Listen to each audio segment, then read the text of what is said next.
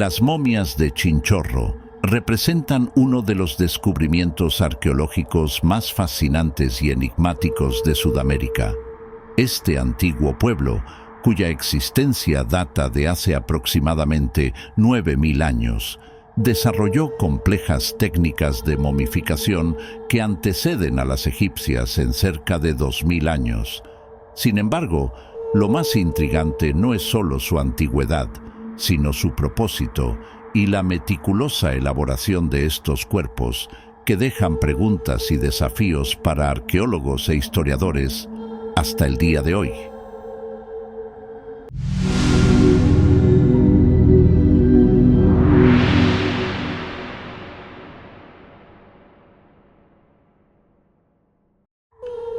Imaginen a los antiguos Chinchorro habitando las áridas costas del desierto de Atacama, un lugar tan hostil que apenas permite la vida.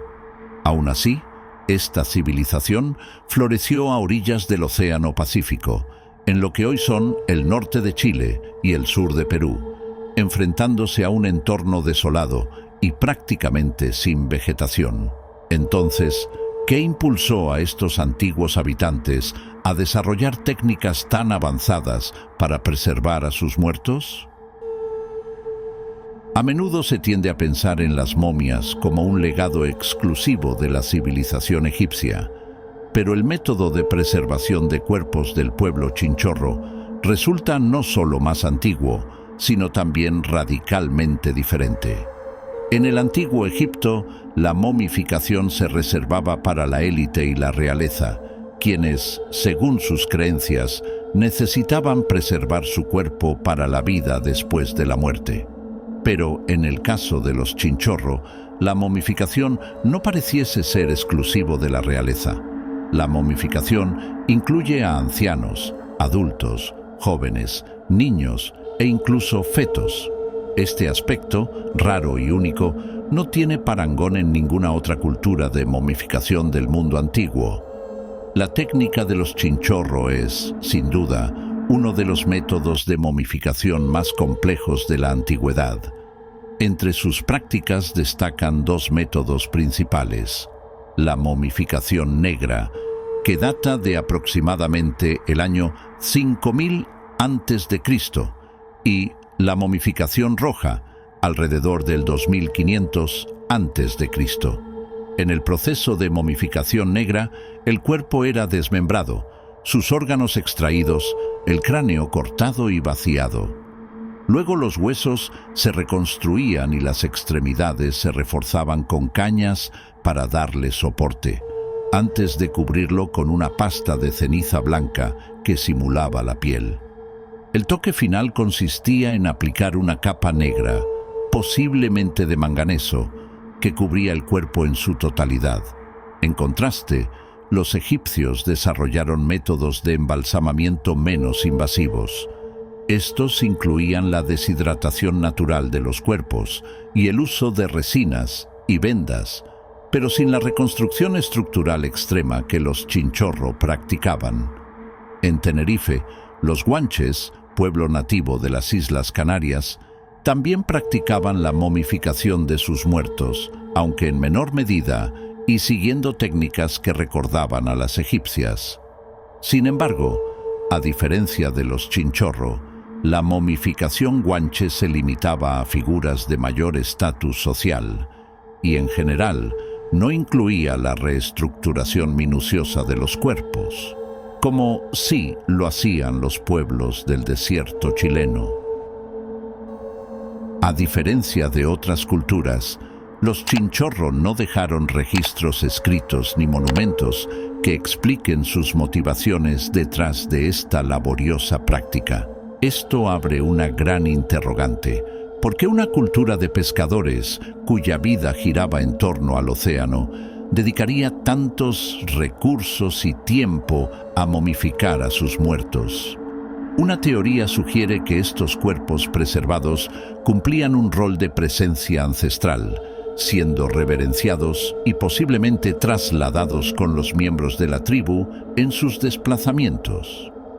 Se especula también que podrían haber sido parte de un culto a los antepasados, donde los cuerpos momificados se colocaban en lugares de honor durante ceremonias o se usaban para fortalecer la identidad colectiva de la comunidad. Bernardo Arriaza, antropólogo y uno de los mayores estudiosos de la cultura chinchorro, sugiere que este rito pudo tener un origen emocional. En sus estudios, Arriaza argumenta que la elevada mortalidad infantil, atribuida al consumo de agua contaminada con arsénico, pudo haber sido un catalizador para que las familias buscaran formas de preservar y honrar a sus hijos fallecidos. La proporción de momias infantiles es considerablemente alta en los hallazgos de la región, lo cual refuerza esta teoría. Sin embargo, la falta de un contexto religioso o mitológico claro deja un vacío que ha intrigado a los estudiosos y sigue sin resolverse. Otro misterio rodea la preservación natural que el clima del desierto de Atacama permitió para estas momias. A diferencia de las tumbas egipcias, construidas en templos y protegidas del ambiente exterior, las momias chinchorro fueron enterradas en tumbas poco profundas. La aridez extrema y la composición del suelo permitieron una momificación parcial natural antes de que las técnicas artificiales fueran aplicadas. Así, la combinación del ambiente y las técnicas artificiales creó un proceso de preservación único que no se ve en otras culturas. ¿Podría haber sido esta característica del desierto lo que inspiró a los chinchorro a desarrollar sus elaboradas técnicas de momificación? O quizás había algo más profundo, una creencia en el poder de la tierra misma, que los llevó a perpetuar estas prácticas durante miles de años.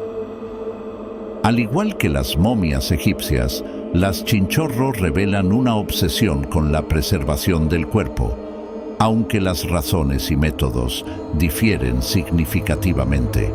Sin embargo, algunos comparan el detallado trabajo de las momias chinchorro con otro tipo de momificación ritual de los Andes, como las momias incas de los niños sacrificados en los rituales del Capacocha. Estas momias, encontradas en la cima de montañas a miles de metros de altura, fueron preservadas por el frío extremo en una suerte de momificación natural. Aunque los contextos culturales son diferentes, ambas prácticas reflejan una profunda conexión con el entorno y una devoción por conservar el cuerpo físico, tal vez como un canal para el espíritu. Pero, mientras que los egipcios embalsamaban a sus muertos para el viaje al más allá, la razón por la que los chinchorro preservaban los suyos sigue siendo un misterio. Algunos arqueólogos sugieren que la momificación chinchorro podría haber sido una forma de retener a los muertos entre los vivos, manteniéndolos como una presencia física y tangible. Quizás esta antigua civilización creía que los muertos podían proteger a los vivos, o tal vez era una manera de conservar la esencia de sus seres queridos, manteniéndolos siempre presentes en la comunidad.